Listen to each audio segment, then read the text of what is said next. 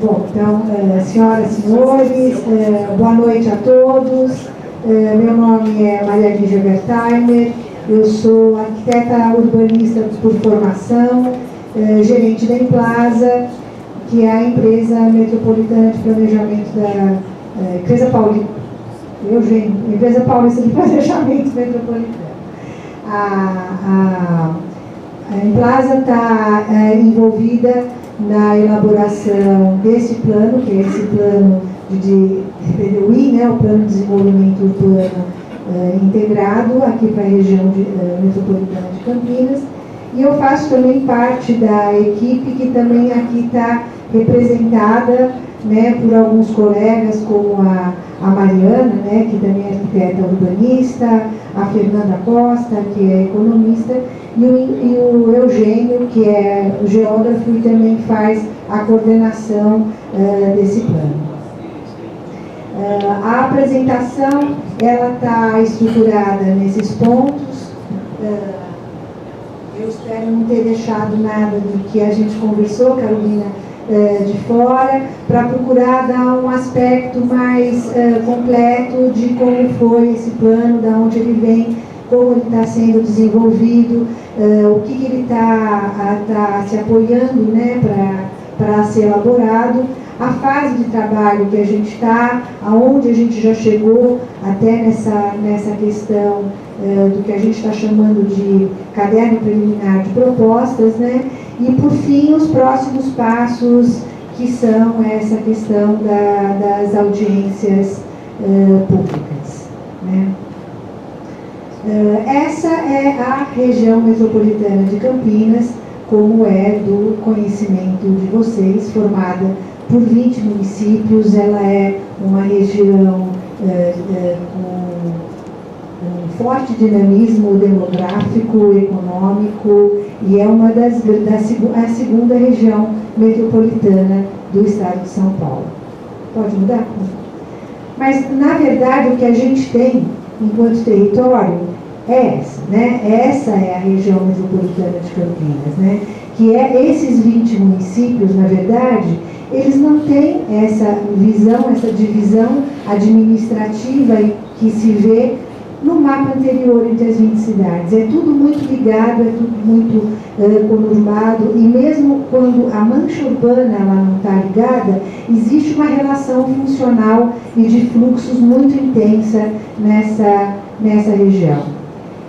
Pode passar, Mariana, por favor? Essa região ela faz parte de um complexo metropolitano do estado de São Paulo, que é a macrometrópole paulista, né, que é o complexo mais pungente até da América Latina e do Brasil. Ela é composta pelas regiões metropolitanas de São Paulo, Baixada Santista, Campinas, pela região agora de Sorocaba, as aglomerações urbanas de Piracicaba, Jundiaí, a região metropolitana do Vale do Parnaíba também. Então, é uma região que se conecta com essas outras regiões todas nesse complexo, né? E o que acontece? Todas essas aglomerações urbanas e regiões metropolitanas que compõem esse território, elas têm essa delimitação que não é uma delimitação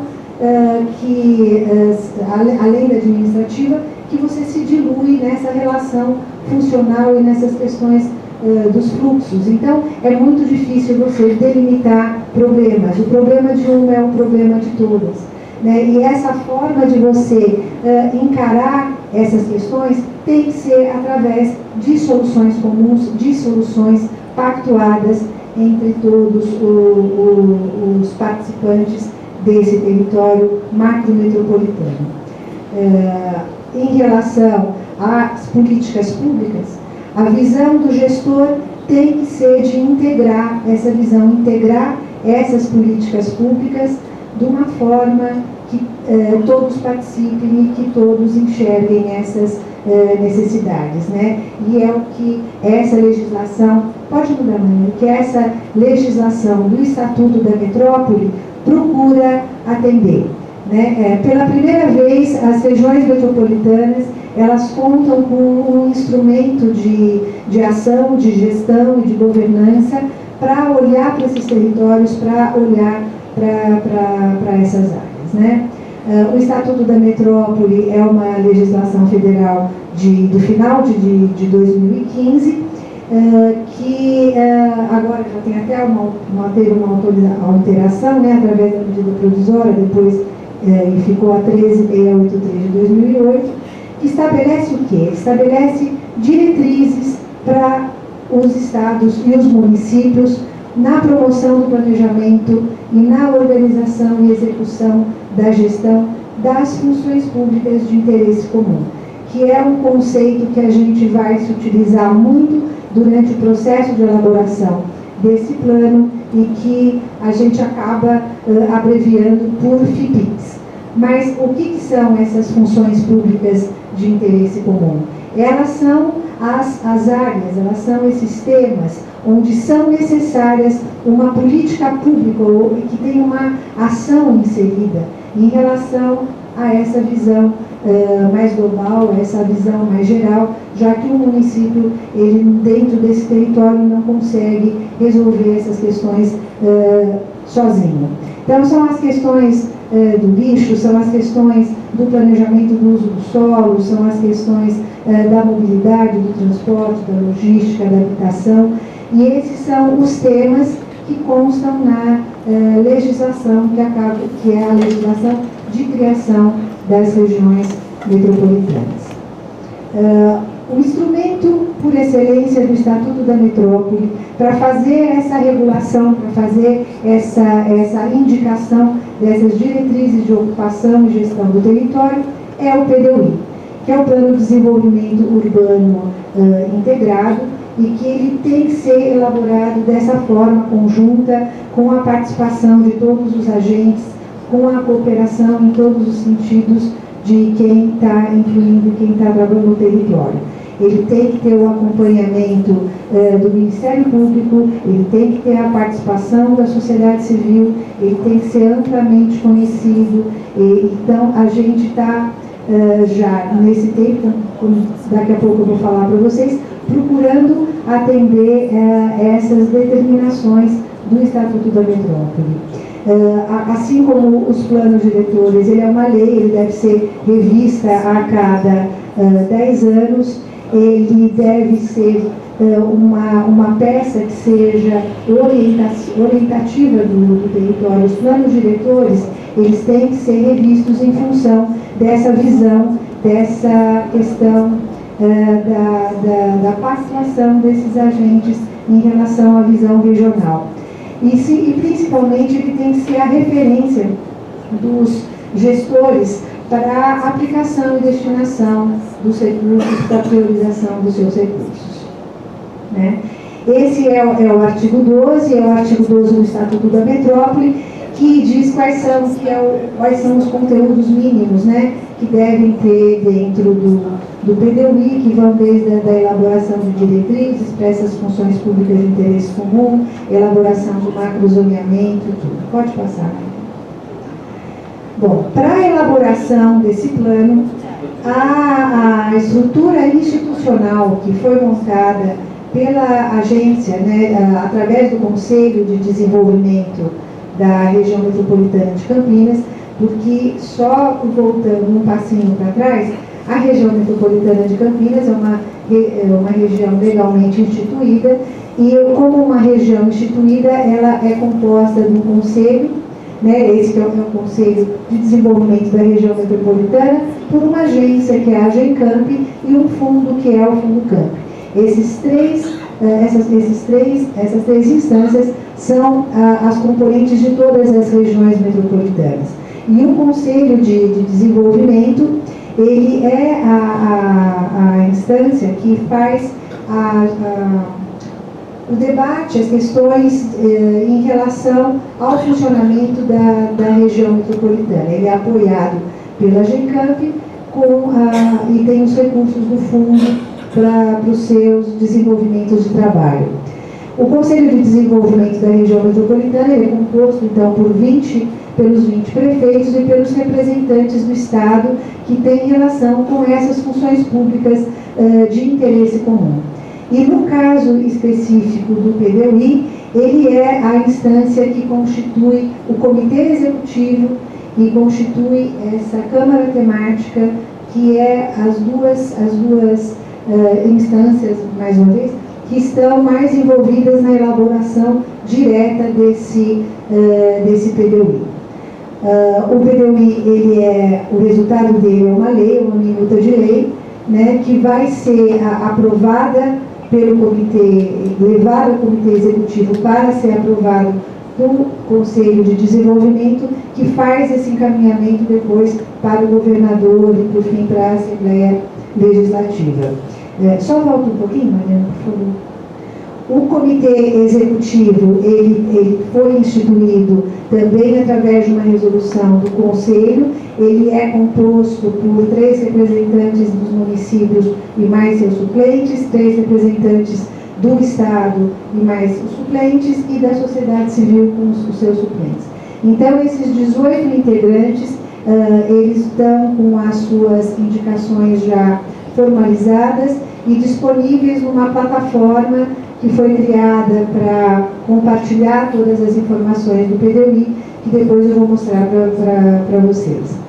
E, por fim, a Câmara Temática Especial do PDUI, também criada no âmbito do Conselho de Desenvolvimento, é o nosso ambiente de trabalho, e que durante esse ano de 2018 se reuniu várias vezes, muitas etapas do trabalho para essa elaboração conjunta do PDUI. Pode passar, por favor. O trabalho ele foi feito através de um contrato com a Gencamp. A Emplasa foi contratada no finalzinho de 2010 para a elaboração do 17 para a elaboração e coordenação dos trabalhos relativos à formulação do plano. O plano de trabalho foi o primeiro dos relatórios entregues e a gente dividiu o trabalho nessas 4 etapas, né? A primeira etapa, a elaboração dos conteúdos técnicos, a segunda etapa, a estruturação do processo participativo, a terceira etapa, que é essa que nós estamos agora, de divulgação e validação do PDUI, e uma 4ª etapa para a composição do projeto de lei. Juntamente com a Emplasa, a Gencamp também contratou a Unicamp, que foi responsável pela elaboração de todos os estudos sociodemográficos e econômicos que apoiaram o desenvolvimento do trabalho. Pode passar. Bom, essa é a linha do tempo do desenvolvimento do processo de trabalho, né? A primeira etapa é a etapa que constituiu a elaboração dos diagnósticos. Os diagnósticos que foram elaborados para a elaboração desse trabalho, tanto pela Emplasa como pela Unicamp, eles não tiveram uma formalização em relação à metodologia clássica de elaboração de diagnósticos. A gente procurou fazer um diagnóstico já problematizado para tentar trazer essas questões do que seriam realmente essas grandes questões, os problemas regionais, e ele foi trabalhado em 2 fases. Nós fizemos um diagnóstico preliminar. Esse diagnóstico preliminar ele foi debatido em oficinas, né, oficinas subregionais, no meio do ano passado, mais ou menos em junho, e essas oficinas, eles trouxeram mais insumos para consolidar essas questões, consolidar esse diagnóstico. Com licença.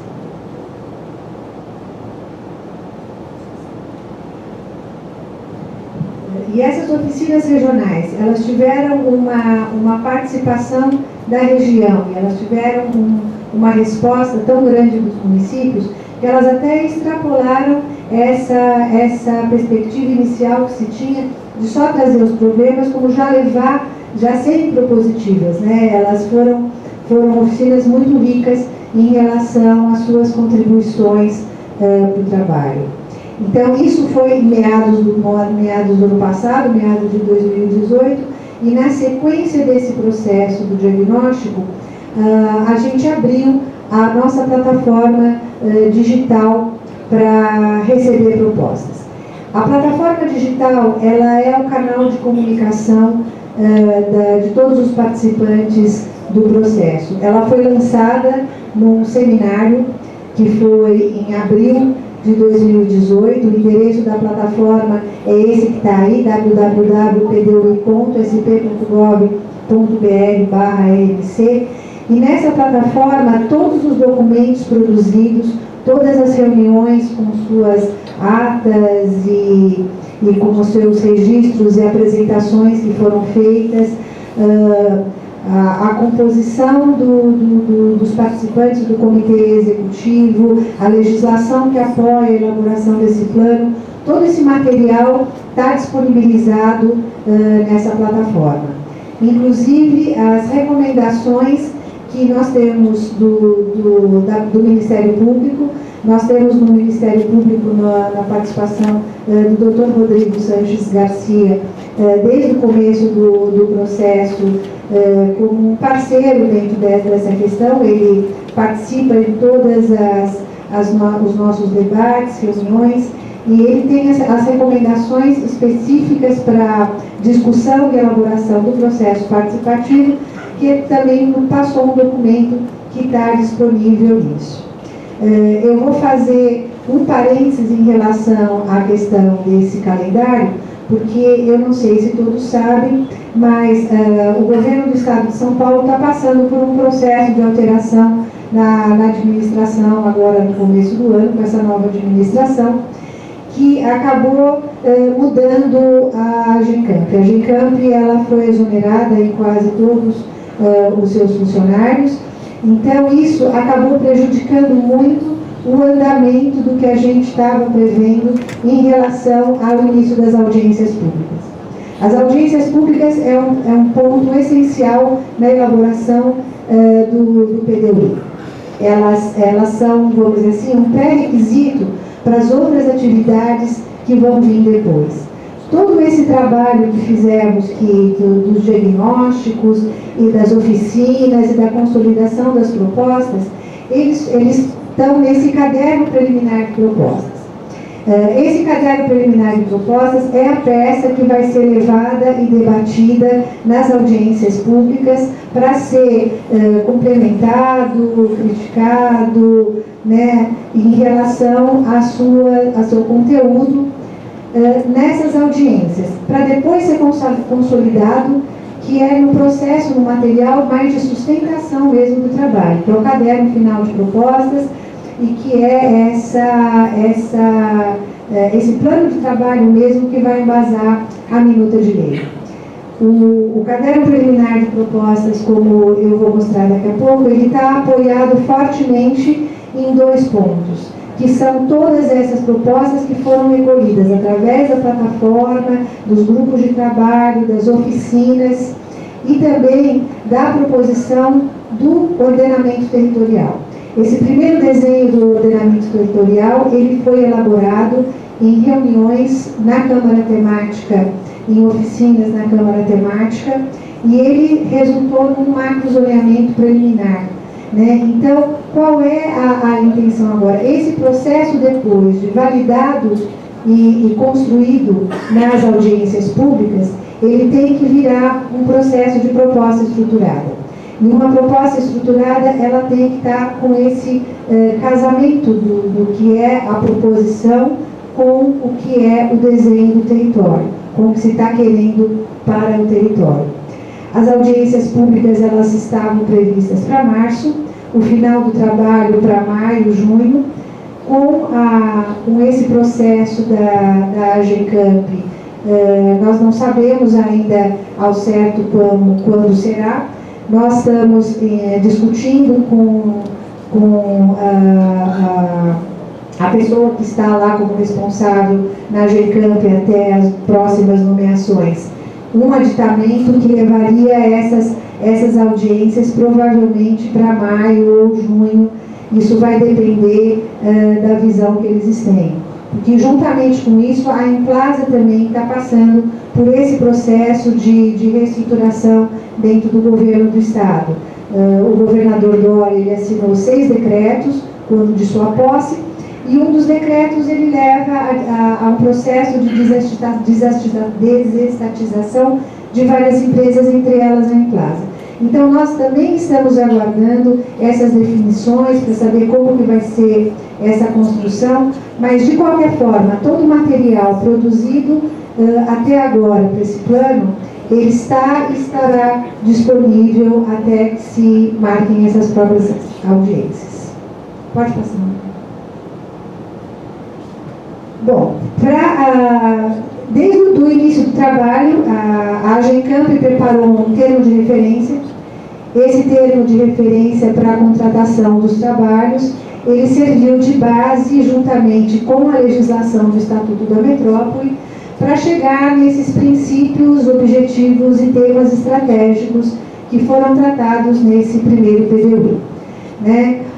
Os princípios que norteiam a elaboração desse plano é a prevalência do interesse comum sobre o local, o compartilhamento das responsabilidades, a efetividade no uso dos recursos públicos, a construção de uma metrópole saudável, competitiva, resiliente e inclusiva, porque também a gente está se espelhando nos objetivos, né, do desenvolvimento sustentável, a diminuição das desigualdades regionais, ampliação de oportunidades, melhoria de qualidade de vida, garantia do exercício da gestão democrática e participativa. Então, com esses princípios, foram montados objetivos, que são os objetivos que acabaram norteando tanto a elaboração dessa primeiro desenho territorial, como também a visão que se tem das propostas, né? Que é elevar a competitividade econômica regional e eficiência do território na atração de investimentos, proteger o meio ambiente e promover o desenvolvimento sustentável, diminuir a precariedade e melhorar a qualidade de vida da população. Esses objetivos estratégicos, pode passar, né, eles têm um rebatimento territorial em relação ao desenho desse macrozoneamento, que é propor uma região metropolitana saudável, resiliente, inclusiva, inovadora e competitiva e territorialmente coesa. Né? Então, meio que fazendo um resumo, pode passar, esses são os temas estratégicos, que são as FIPICs que foram selecionadas através dessa leitura do termo de referência e do Conselho de Desenvolvimento da Região Metropolitana. O PDUI, pelo menos esse primeiro PDUI, ele não vai tratar de tudo. Ele trata de questões que têm esse primeiro rebatimento, essa questão territorial com mais força, que é o planejamento e uso do solo, a questão da mobilidade, no que diz respeito ao transporte público e logística, meio ambiente, saneamento e defesa civil, no que couber na discussão sobre áreas de risco, a habitação e o desenvolvimento econômico, no que couber dentro do planejamento territorial. Essas FIPICs, elas são compatíveis com os eixos temáticos todos que foram relacionados no termo de referência. E agora sim, resumindo um pouco essa visão da construção temática e metodológica desse primeiro PDUI, a gente tem esse resultado. As funções públicas de interesse comum, que foram tratadas no plano, como a gente trabalhou essas funções públicas em relação a temas estratégicos, né? Esses temas estratégicos são os temas que nortearam os nossos GTs, os nossos grupos de trabalho, as nossas oficinas, para cumprir aquelas questões objetivas do PDU, né? Que são aquelas grandes questões regionais que vão servir como base para a formulação das diretrizes e propostas centradas na dimensão físico-territorial do desenvolvimento. O caderno preliminar de propostas, que é esse documento que foi o último relatório produzido, ele foi entregue para a Agencamp em dezembro, ele foi resultado do processo de 11 meses de trabalho que contou com a contribuição de vários agentes através dessas seguintes contribuições.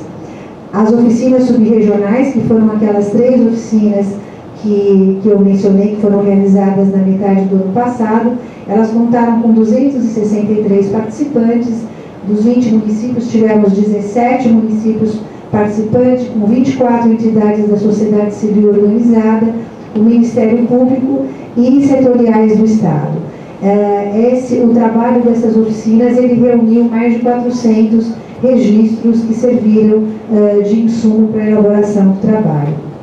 Uma outra frente de contribuições e trabalhos para a construção desse caderno foram as reuniões da Câmara Temática do PDUI realizadas na Agencamp. Foram 15 reuniões nesse intervalo de tempo. Elas envolveram os 20 municípios, os setoriais do Estado, representantes da sociedade civil, né, e sendo que para a construção específica da proposta territorial foram 12 reuniões. Tivemos também grupos de trabalho, né, para debater aqueles cinco temas estratégicos.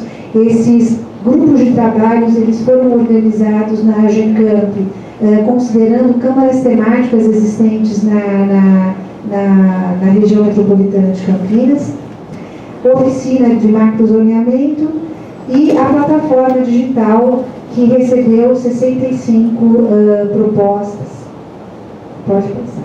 Bom, isso resumidamente, a gente, para considerar, tem uma pequena correção aí, são 221 propostas que foram consolidadas através desses grupos, mais as 65 propostas que foram recebidas, acolhidas através da plataforma digital, e 83 diretrizes distribuídas dessa forma pelos eixos temáticos do trabalho. Então, essa é a plataforma digital, essa é a carinha da plataforma. Entrando nela, esse banner que a gente fala, já está fazendo a chamada, clicando ali já vai direto no caderno preliminar de propostas. No momento, a plataforma está fechada para o recebimento de novas propostas. Assim que for marcada a primeira audiência pública, volta a ser aberta para receber propostas. Na barra de menu, só um instantinho, Mariana, desculpa. Na barra de menu tem documentos de trabalho e documentos do PDUI. Nos documentos de trabalho, vocês vão encontrar todo o material que foi organizado e trabalhado nessas câmaras temáticas para a elaboração do macrozoneamento, né? Todas as reuniões, elas também estão aí, e nos documentos do PDUI tem todos os relatórios produzidos pela Emplasa e pela Agencamp, pela Unicamp. Pode passar. Como eu disse, a primeira peça que apoia fundamentalmente a proposição desse caderno é o ordenamento territorial, que a gente está chamando aqui de macrozoneamento metropolitano.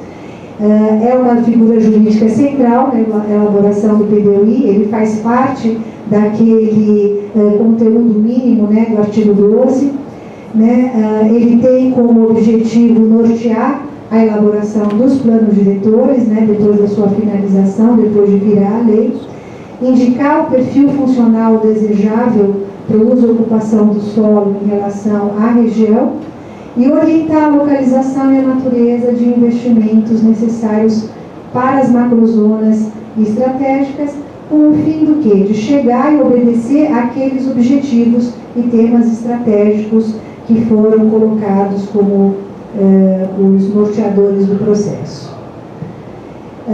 Como eu disse, ele também está baseado na metodologia do desenvolvimento sustentável, né? A gente tem aqueles objetivos estratégicos para o PDUI, que é elevar a competitividade econômica e regional, promover o desenvolvimento e melhorar a qualidade de vida, e os objetivos específicos para o território, que é a questão da metrópole sustentável, inclusiva, resiliente, territorialmente coesa, etc. Bom, como que a gente trabalhou essas questões? O ordenamento territorial, ele está estruturado em 3 níveis. O primeiro nível é esse nível das macrozonas. As macrozonas o que são? A nossa primeira leitura do território que vai abranger a visão territorial mais ampla, né? Ela pega essas diretrizes mais gerais em grandes porções do território e elas consolidam as legislações existentes. Então, as macrozonas, elas olham as legislações existentes no âmbito municipal, no âmbito estadual, no âmbito federal, se incidirem, e faz uma leitura comum a essas áreas e chega para chegar nesse primeiro desenho, nesse primeiro lei. Pode passar? O segundo nível é esse nível das áreas estratégicas para a ação metropolitana. Essas áreas estratégicas são as áreas onde aquela questão das funções públicas de interesse comum, elas vão estar mais claramente determinadas. Elas são as áreas que vão se sobrepor a essa leitura inicial do macrozoneamento e onde vai se ter uma complexidade de ação, uma complexidade de gestão maior, porque elas vão precisar dos vários agentes para tratar essas questões, né? E por fim, a gente tem essa última leitura, que são as leituras das áreas de intervenção metropolitana. Essas áreas são as áreas onde realmente vai se incidir uma questão dos projetos urbanos, das ações mais efetivas no território. E são áreas que, mesmo que estejam muitas vezes envolvidas num único município, elas têm um impacto regional, elas têm uma função regional muito clara e muito ampla. Pode passar. Todo esse processo ele tem o apoio de uma rede de informações. Essa rede de informações ela já está sendo construída durante a elaboração do projeto. Ela faz parte da nossa plataforma, da nossa forma de trabalhar conjuntamente.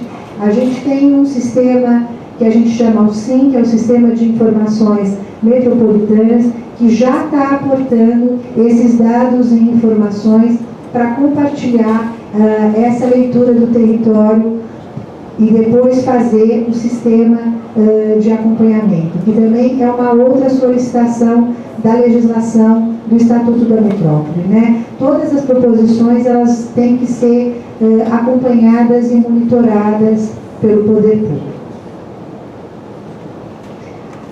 Bom, o primeiro desenho, que é o nível mais geral, a gente propõe 3 macrozonas. Uma macrozona de interesse ambiental, uma macrozona de estruturação e qualificação urbana e uma macrozona de desenvolvimento rural e controle da expansão urbana. Pode passar? O segundo nível, a gente tem 6 áreas, que são essas áreas estratégicas para a ação metropolitana. São áreas que elas têm algumas características de ambientais, né, como a conectividade ambiental e a de proteção aos mananciais. São áreas que elas procuram cuidar da requalificação urbana, do desenho urbano, da reestruturação urbana, que é essa de qualificação urbana e a de gestão de riscos. E tem 2 que elas visam mais a questão de desenvolvimento, essa questão mais de prospecção de oportunidades e de melhoria do território, que são as AENs de Polo de Desenvolvimento e Rede de Centralidades.